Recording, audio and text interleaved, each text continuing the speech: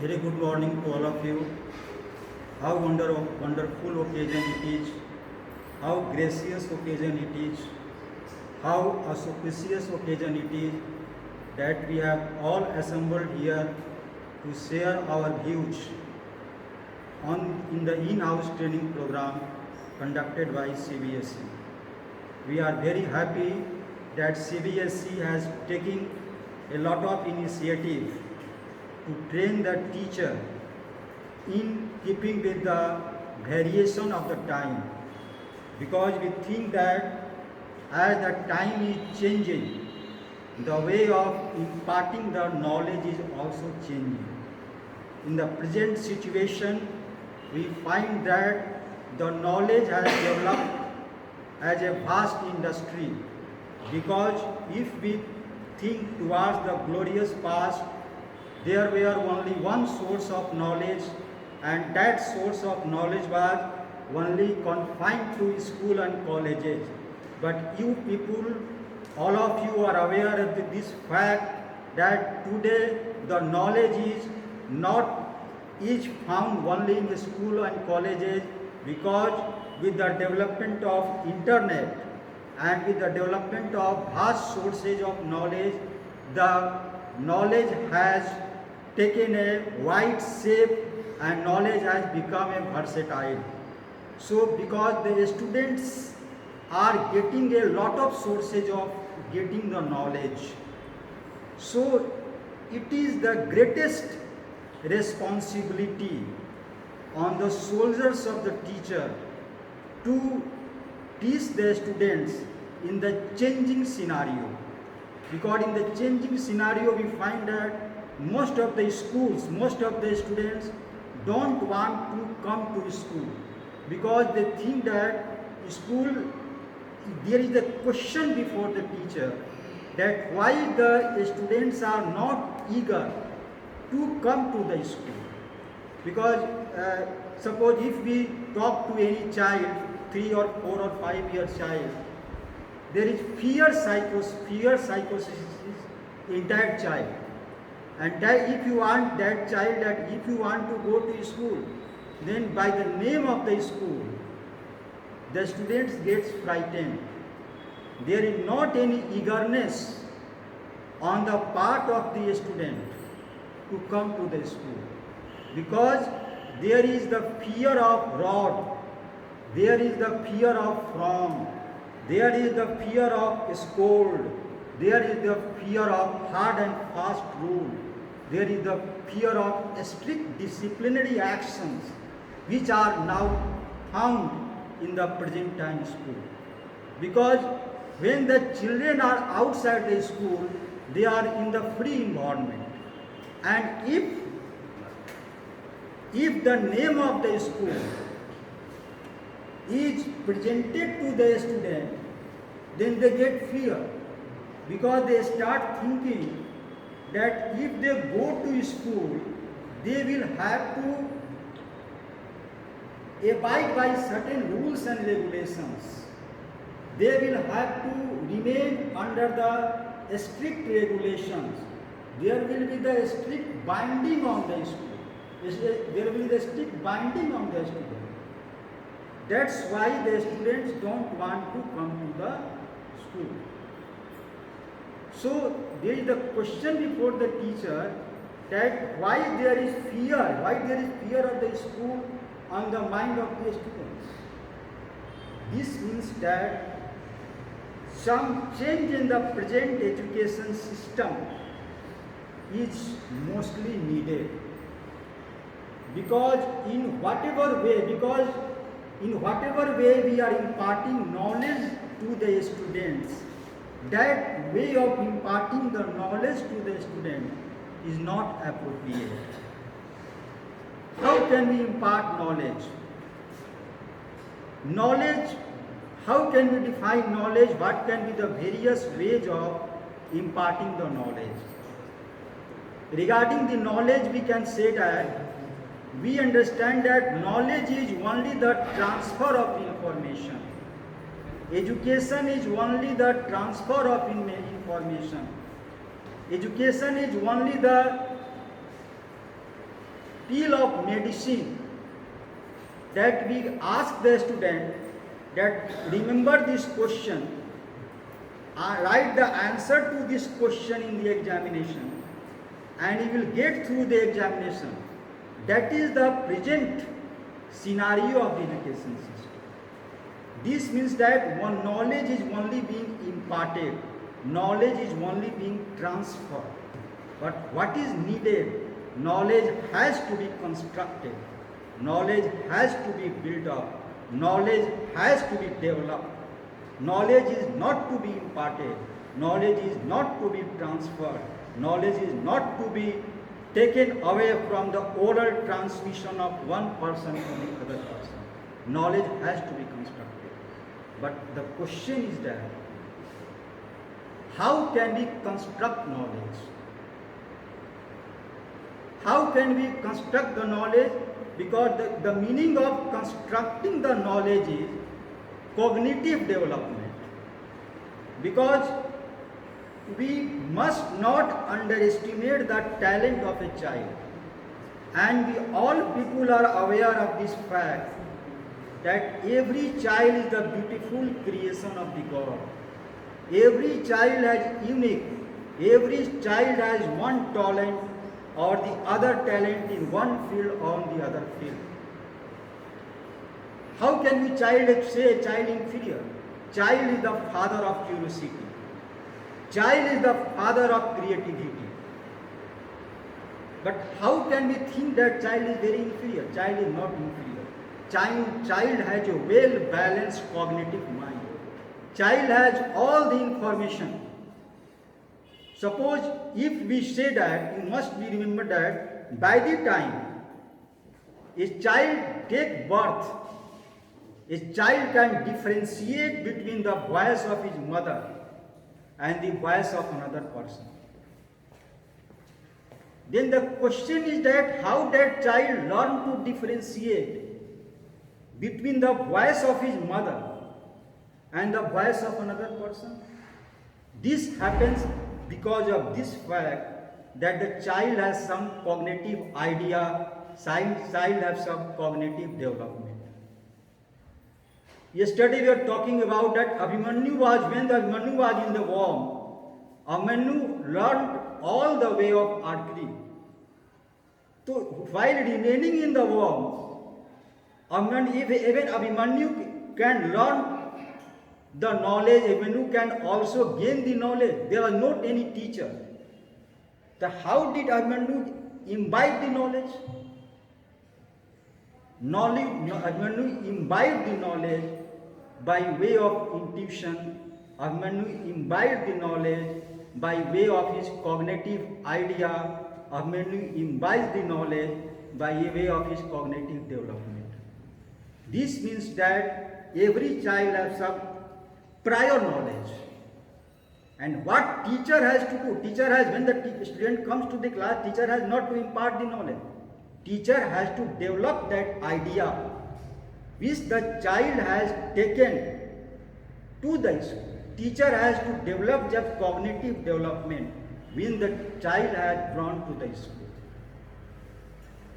You must have also seen, I am citing one example from Mahabharata, that Eklavya,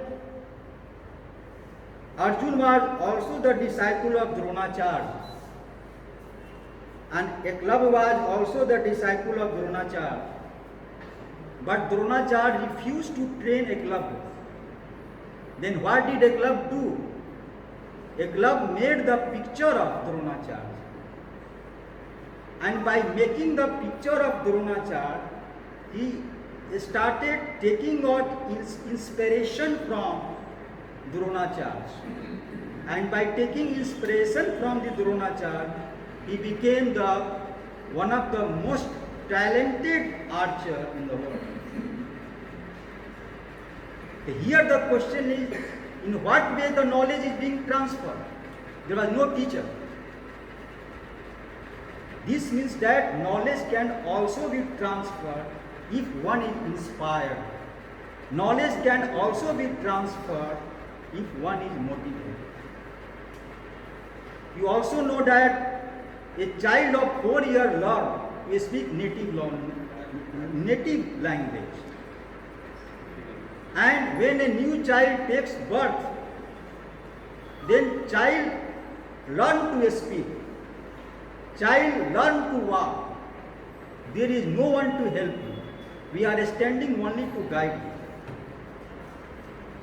you. In what way the child has developed that capacity? The child has developed that capacity by his own way.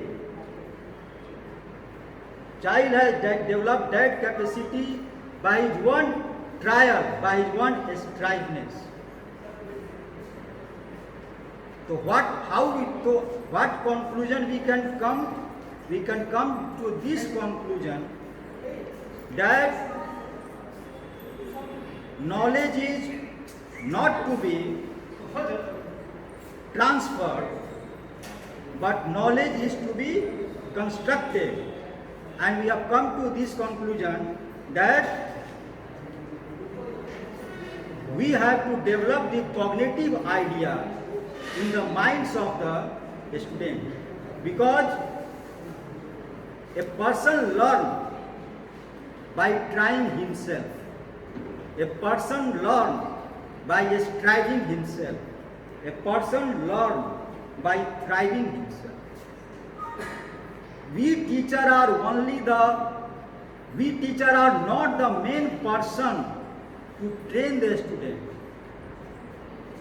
But what is the system which is prevalent in?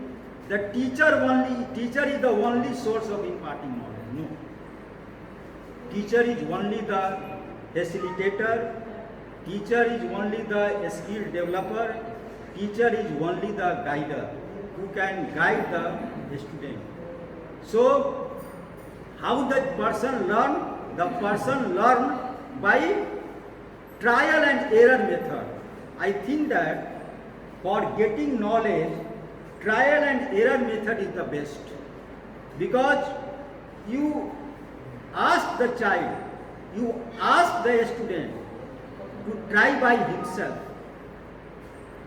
and if the child try by himself, it might happen that child can also make mistake. And if a person is making mistake, make this the point. If a person is making mistake, this means that the person is learning something. And if a person is not making mistake, this means that person is not learning anything. So if your child or if your student making mistake in the class, then you should feel happy that the child or the student is trying to gain the knowledge, because making mistake is the first recognition of learning. If the child is making mistake, this means that the person is learning. And if the child is getting failure in his attempt, because sometimes we don't succeed in our attempt, and sometimes we have to embrace failure in our attempt, then we must not get puzzled by the failure.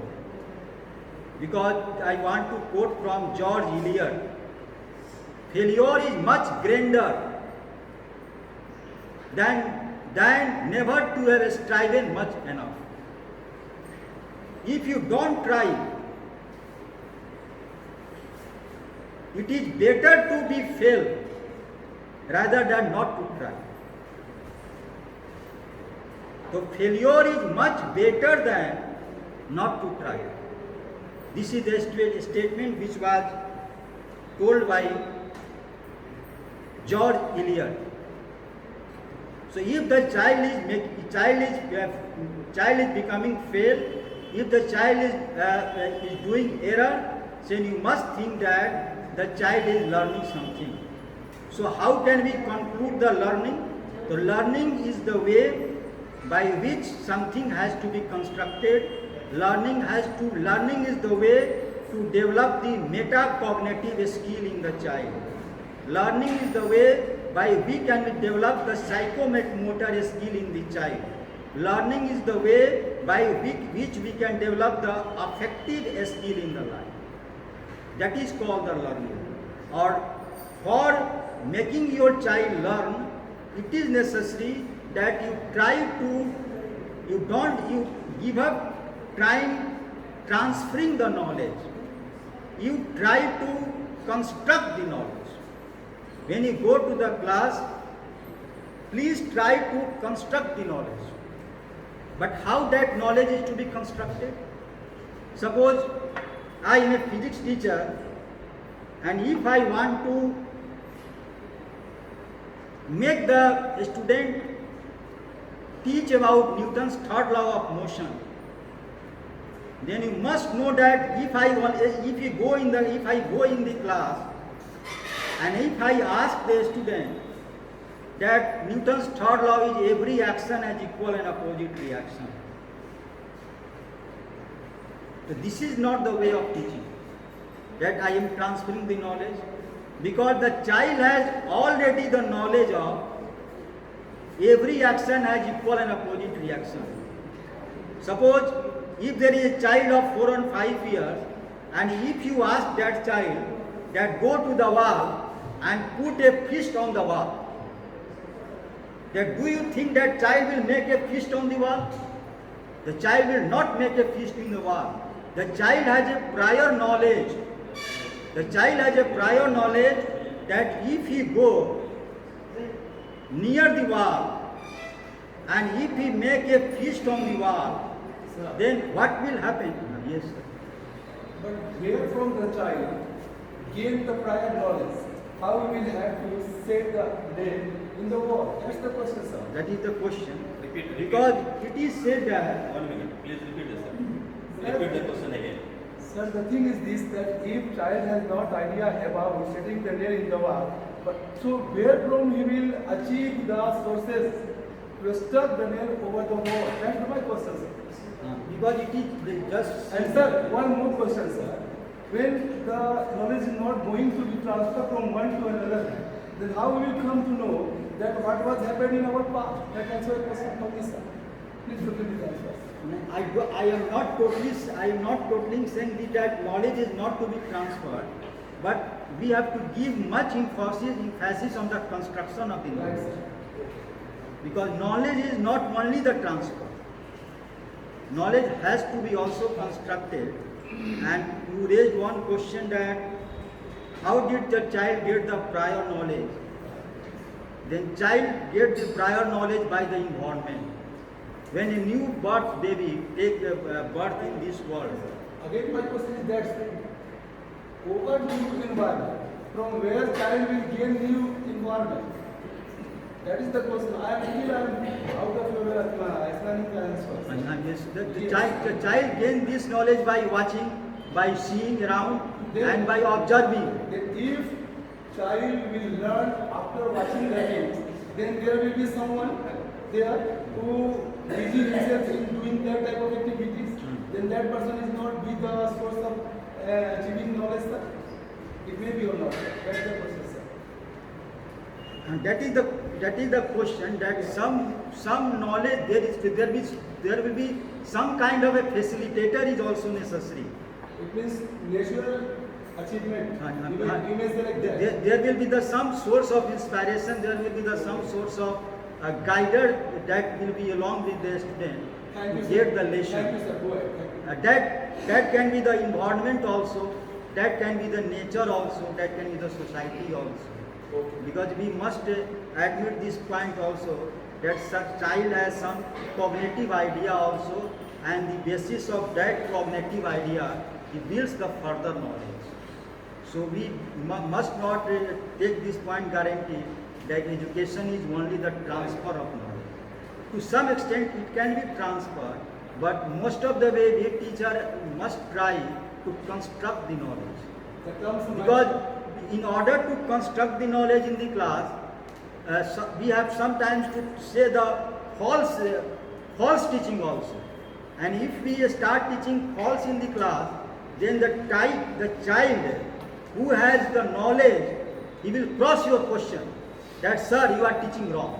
The terms And if the student is cutting your point, this means that that child is constructing the knowledge. I'm not going there. The terms matter to some extent. To some extent. That's the matter. That to some extent we also try to put the wrong information to the student. And out of the many students who are present in the class, the student who has the correct idea, he will put a question mark on your knowledge, whatever told in the class. This is also the one of the way of constructing the knowledge.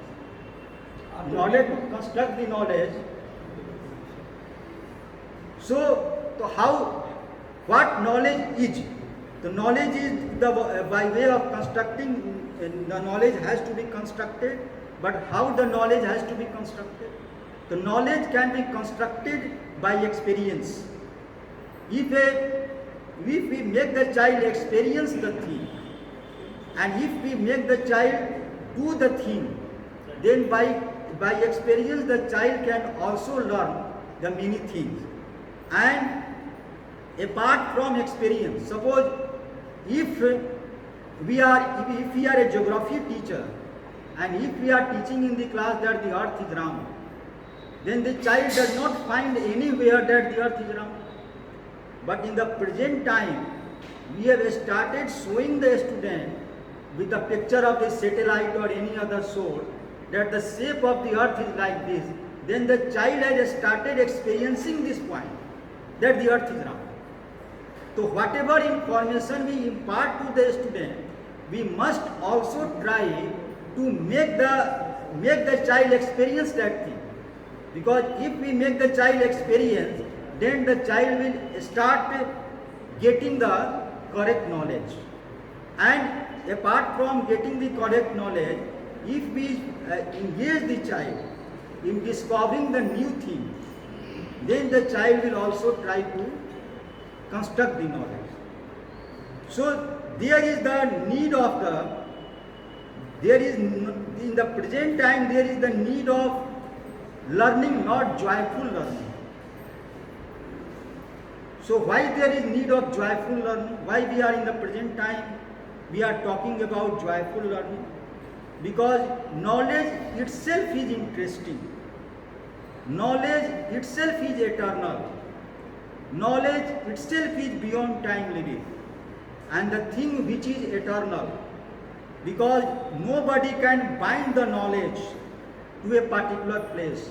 Nobody can bind the knowledge from a particular area. If the knowledge is itself eternal, then knowledge itself gives the interest. So then why we are talking about the joyful learning? We are talking about joyful learning because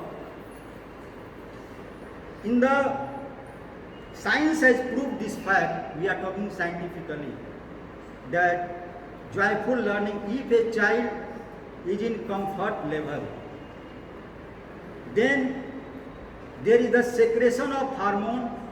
That hormone is called dopamine. And the secretion of more amount of dopamine, with the secretion of more amount of dopamine, it helps in the transmission of knowledge. It helps in the storage of knowledge. And if it happens, then the child, if it happens, then the whatever knowledge the child gets, that knowledge keeps within the mind of the student forever. So comfort level is very necessary.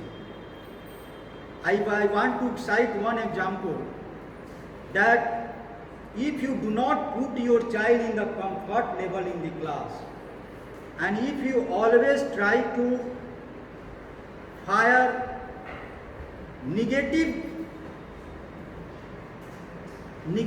firing to the student, we are not doing positive firing, we are doing negative firing.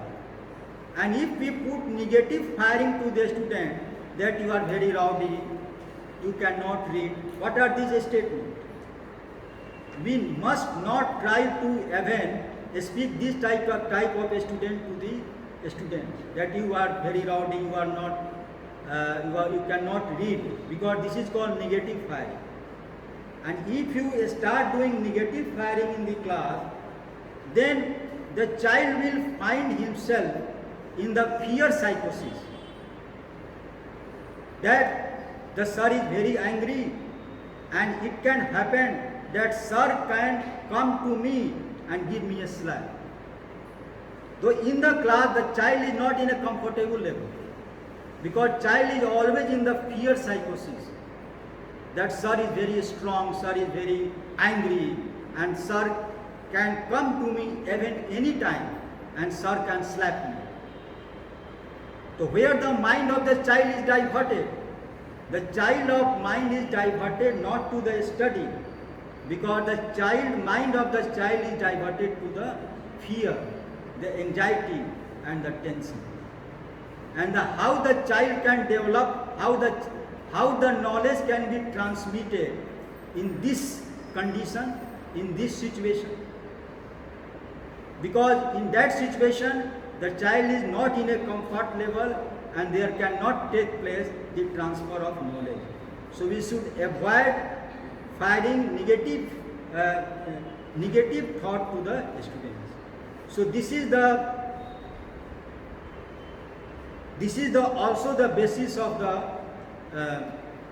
joyful learning, that joyful learning is necessary.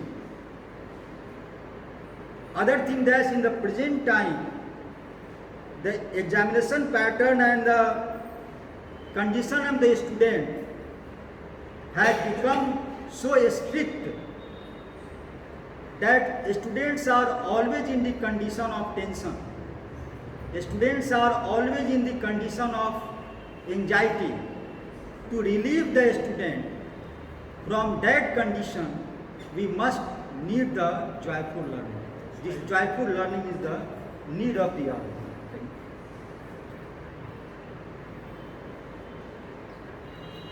Now we come to the definition of joyful learning.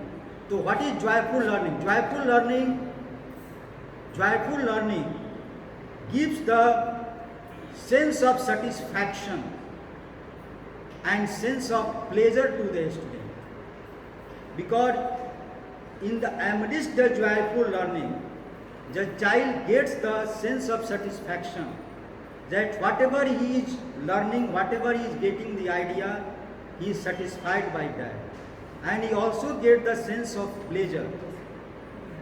Apart from getting pleasure and satisfaction, he also gets the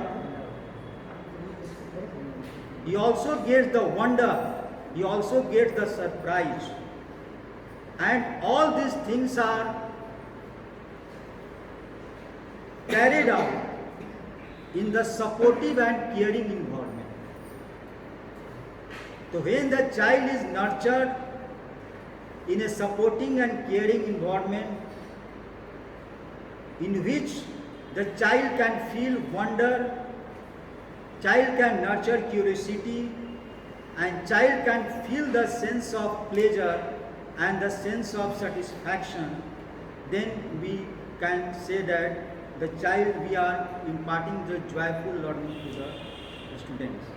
Tony Wagner was a person who had described in the best way that joyful learning is play, passion and purpose.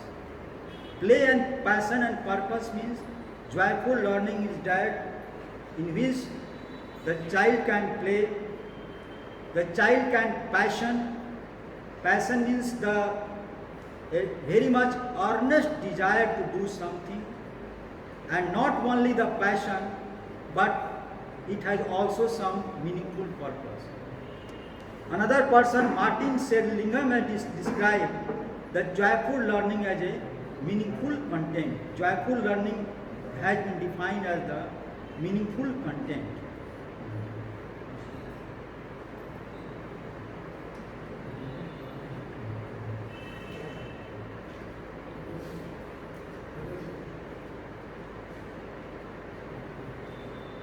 Now let us discuss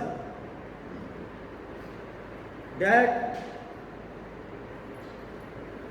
what are the principles on which the joyful learning is based.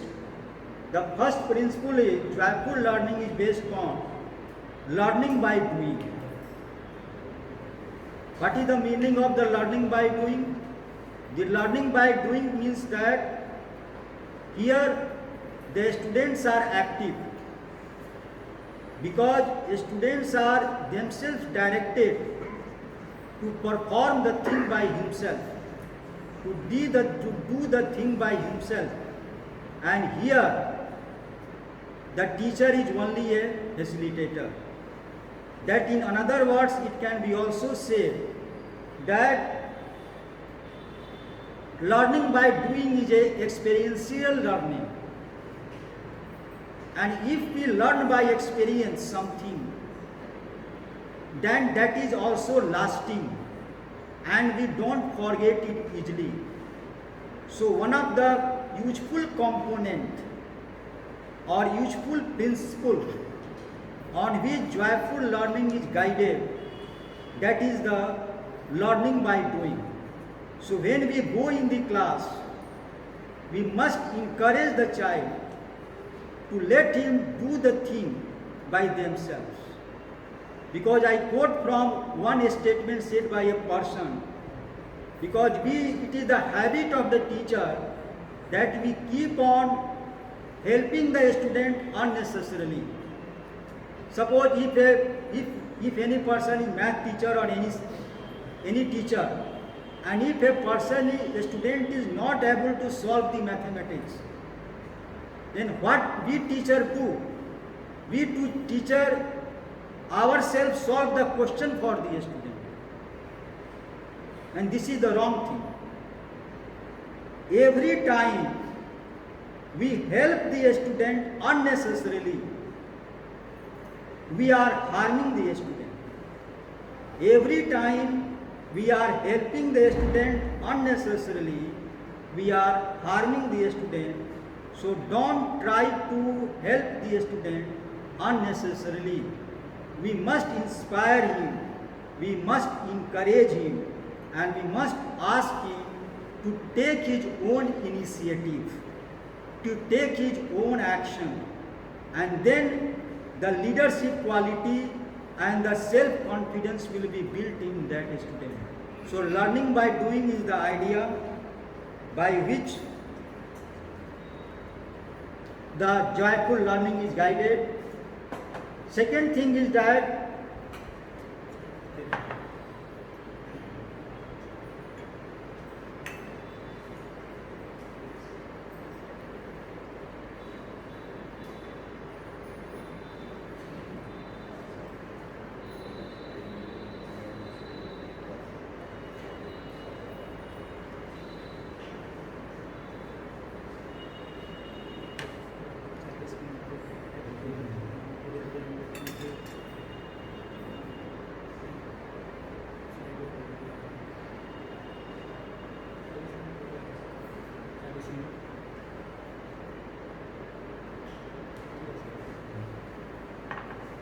second principle on which joyful learning is guided, that is the principle of individual differences. Because in our class there are many type of students, and the IQ level of different students are different. Different students belong to different backgrounds. It can happen that some students learn very slow, some students learn very fast. And if we start imparting the knowledge in a relaxed manner, in a joyful manner, then all type of students will be benefited. So joyful learning is independent of the characteristics of the student, that what is the IQ level of that student, how fast the student is, how slow the student is. That is called the principle of individual differences. The third principle on which joyful learning is guided by sympathetic attitude.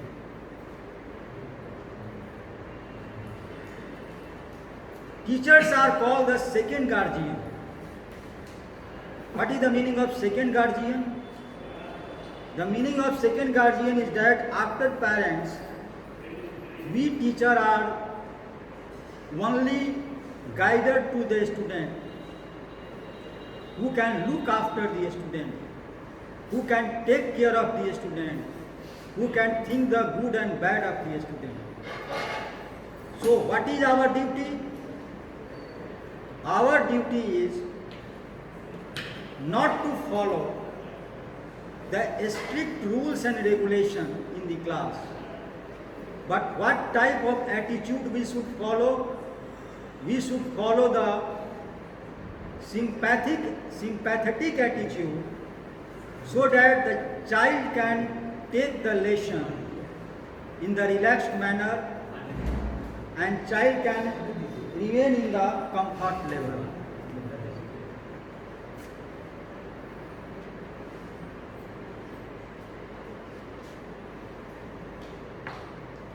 Now come to the objectives of joyful learning, because joyful learning gives the enjoyable and interesting experience. In the joyful learning, a student learns. In the joyful experience, in the joyful environment and the interesting environment. And if a student learns in the joyful and interesting environment, he learns in the better way. The second objective is that the joyful learning produces a stress-free environment. And when there is not a stress in the class, the child can learn in a better way. The third objective is unfolding child's innate power. This is very important. What is innate power? Every child has some innate power, because in the joyful learning, we impart the knowledge with the help of the art, with the help of the play, with the help of the drama, and with the help of many other sources. And we know that this type of sources is the nature which the child develops in the birth, when he takes the birth and when he is a very child. Because when we see a child, then child love to play. When we see a child love to ask the question, because the child are curious to learn. When we see the child loves to play with paper. If you give a paper to the child, what the child will do? Child will not throw that paper. Child will make aeroplane with that paper. The child is more creative than us. If we are giving a paper to the child will not throw the paper, but child will make aeroplane from that paper and will start flying the aeroplane with that paper. This means that child is more creative than us. Child is more ambitious than us. Child is more curious than us. So playing, acting, loving, these are the innate power of the child. And if we try to make the child learn in these methods, then these qualities will develop in the student. And if these qualities will develop in the student, then the purpose of joyful learning will be fulfilled.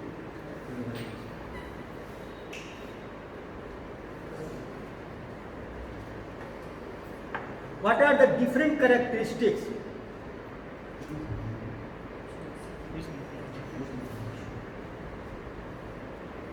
What are the different characteristics of joyful learning? The first characteristic is improves motivation. Because in joyful learning, the students are given chance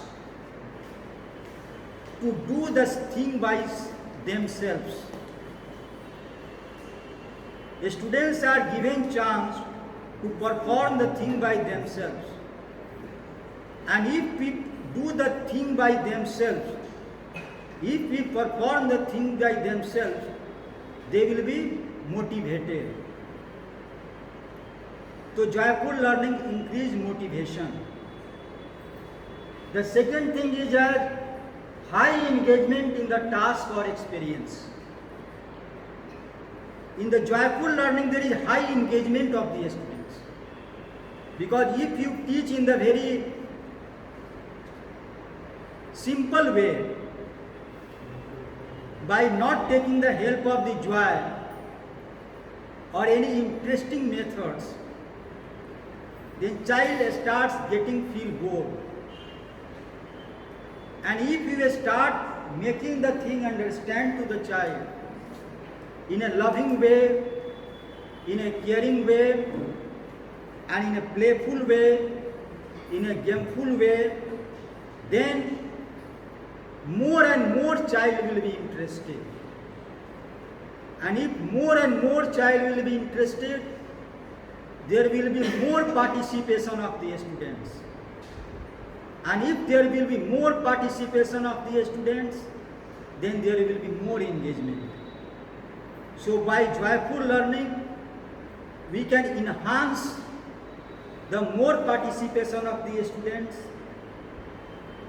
the more engagement of the students. The third characteristics of joyful learning is creates a sense of wonder and curiosity. Joyful learning also creates a sense of wonder, because when a student achieves something, he feels the sense of wonder, he also feels the sense of curiosity. The fourth objective is synchronicity in teaching learning experience. What is the meaning of synchronicity in the teaching learning experience? Because in the joyful learning, when the students are doing the thing by same thing, so at the same time, both teacher and students are sharing their learning experience. And when both teacher and students are sharing their learning experiences, then there is synchronicity in the teaching learning process. Next point is authentic learning. In the joyful learning, the learning takes place in the authentic way. Authentic learning means, in the joyful learning, there is more secretion of dopamine hormone, which promotes the transfer of knowledge, and along with this, the students are made to experience the thing. And when students are made to experience the thing, then the learning which they achieve, that learning is very authentic. The next characteristics of joyful learning is interacting with one another in supporting academic and social environment. In the joyful learning, the learning takes place in the sympathetic manner. This is the characteristics of joyful learning. The teacher has not to be rigid, but teacher has to show the behavior of sympathetic manner.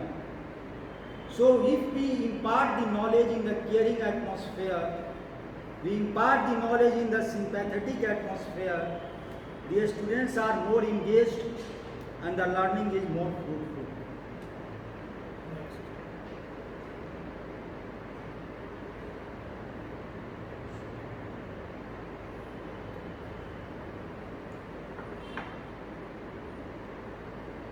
Now, what are the different ways and what are the different methods by which we can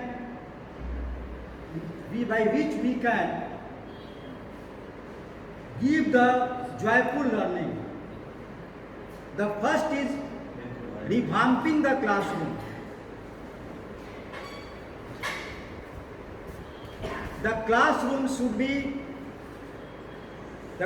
is the place where education is imparted.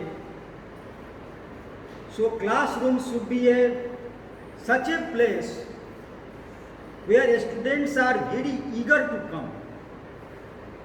Students are very eager to go home. Where are you going? Sir, I want to go home. So why students want to always go home? Why don't students always want to come to school? Students don't always want to come to school. What do students feel? The students always try to go home. So what is there in the home which is not in the school? Because in the home there is mother. In the home there is sympathetic environment. In the home there is caring environment. And if we produce such type of environment in the school, then the tendency which has been prevalent in our society, that there is fear of rod and frown in the student, that fear will be wiped out. And once that fear will be wiped out, the student will always try to come to school, not always try to go to home.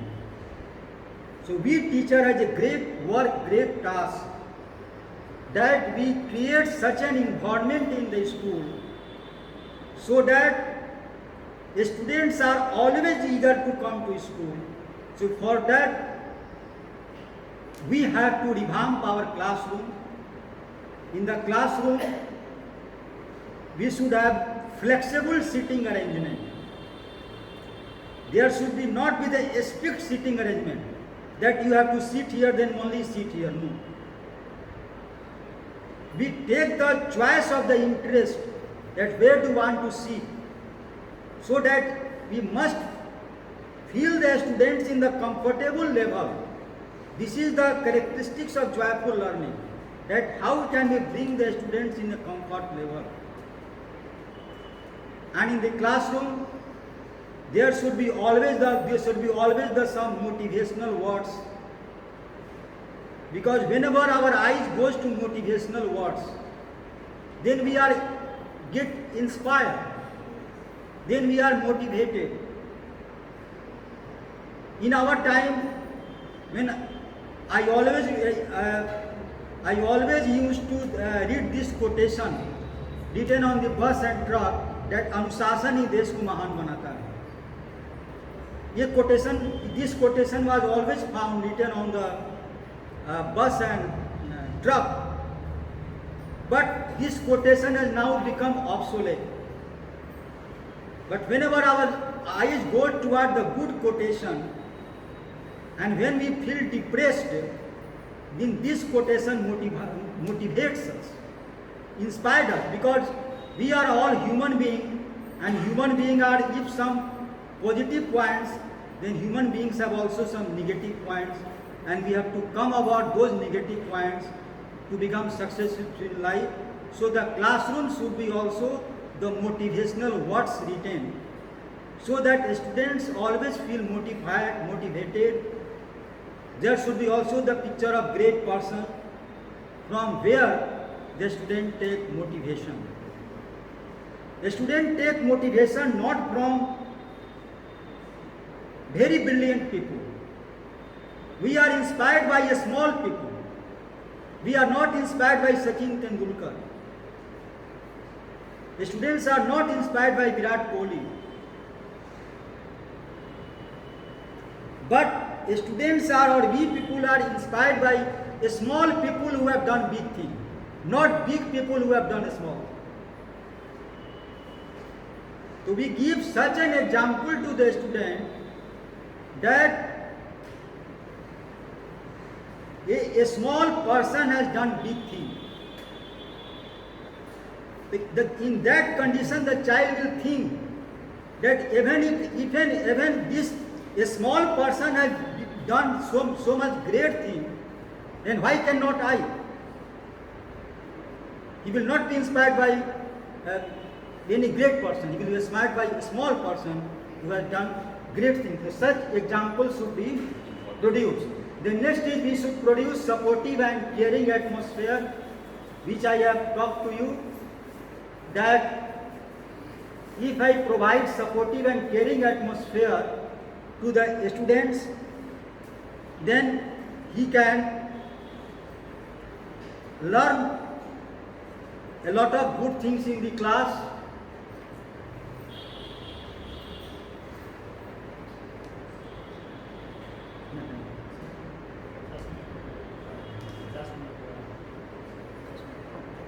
What are the importance of joyful learning, sir? So there are many importance of joyful learning. The first importance that joyful learning, the students are put in the comfort level, and when students are fit in the comfort level, they are stress free, they are anxiety free, and they are tension free. And in that situation, if knowledge is given to them, there is easily transmission of knowledge in the brain. And if there is easily transmission of knowledge in the brain, then the purpose of imparting the knowledge will be fulfilled. And other importance is that in joyful learning, there is more and more engagement of the students. Because if we simply teach the students, then it may happen that some of the students take interest, some of the students may not take interest. So in order to invite more and more engagement in the class, we should prefer the joyful learning. And in the joyful learning, there is authentic learning, because the students are made to perform the thing by themselves. And when they do the thing by themselves, they gain the knowledge, they gain the information, and when they gain the knowledge and gain the information by doing that thing, by experiencing the thing, then that knowledge is very fruitful. This is the importance of joyful learning. What's your suggestion about joyful learning to all trainee teachers? Yes, sir. What's your suggestion? My suggestion. Yes, sir. About joyful learning. My suggestion is that we should give emphasis on creating environment. And the environment is not only the physical environment. In the physical environment, there is only the revamping of the classroom. But we should also give attention on the sympathetic environment. Sympathetic environment means that whatever environment they are getting, the home, free environment, tension-free environment, if we provide that environment to the students, caring and sympathetic and supportive environment, then the purpose of joyful learning will be fulfilled. That is, the environment must be, the physical environment should be also good, and the sympathetic environment should be also good. Some teachers' opinion is that joyful learning can disturb the discipline of a school. Are you agree, sir? Regarding joyful, I don't agree with this statement, because there is also the cropping of this idea that joyful learning develops the soft psychology. Soft psychology means the students, because the life is very hard, the life is full of difficulties, the life is full of challenges, and if we don't make the student face the real challenges of life, then they will always find in the comfort level. And if they always find in the comfort level, then when they are grown up, they will not be able to face the challenges of life. But this is the wrong notion. Joyful learning is only the method. Joyful learning is not promoting the soft psychology. But joyful, we have changed the way of imparting knowledge. We have just changed the way of imparting knowledge from one mode to other mode, as we do in the other time. So joyful learning does not promote the soft psychology, as this idea has been prevailing or still prevails in the mindset of some people. So do you agree, sir, that joyful learning is useful to skill development? 100%, sir, I am agree with this statement, because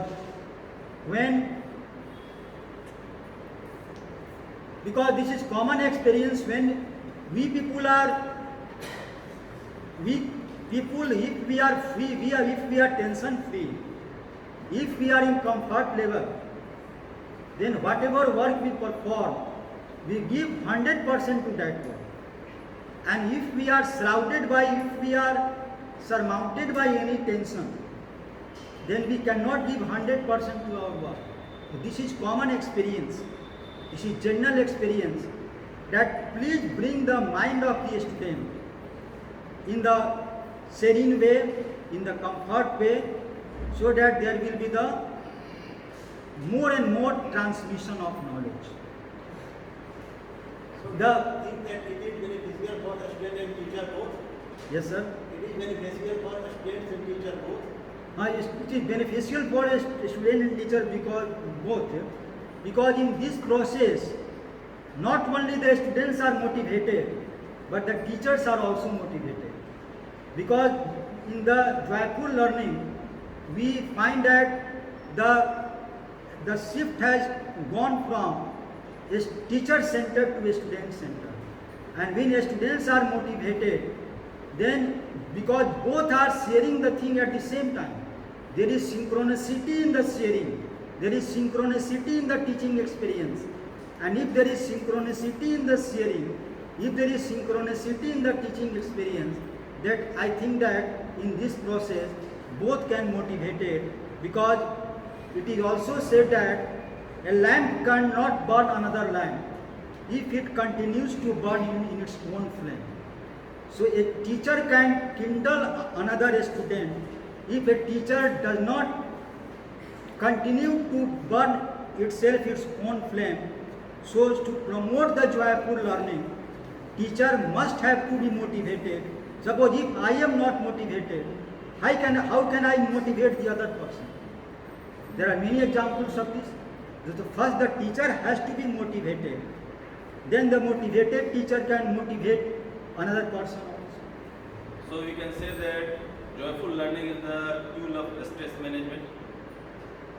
Joyful learning is the Tool of stress management. tool of stress management. I don't 100% agree this, because how can we be the tool of stress management? It is not the tool of stress management, because we are not, with the help of joyful learning, we can reduce the stress to some extent. We cannot reduce the stress to 100%. So if we say that joyful learning is the tool of stress management, it is not totally true. To some extent it can be true. Sir, do the joyful learning have the same beneficial value for junior and senior students? Repeat again, process. Yes. Yes. Do the joyful learning have the same beneficial value for junior and senior students? of course, but it is beneficial for both of them, junior as well as senior, but it is more beneficial for the junior student because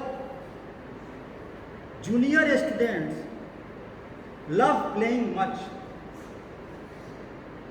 If you give sand to the child, then what will the child do with the sand? The child will make a house out of sand. If you give paper to a child, the child will make aeroplane from the paper. So if we introduce this type of things with the help of drama, with the help of poetry, with the help of the poem or any another thing, then child observe the things very carefully. Suppose if we are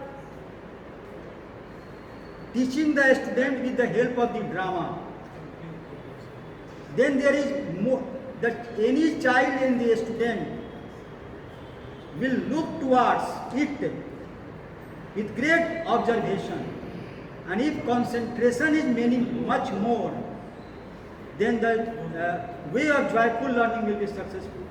It is more beneficial for junior student, but it is also beneficial for senior student. Okay, thank you, sir. Thank you, sir.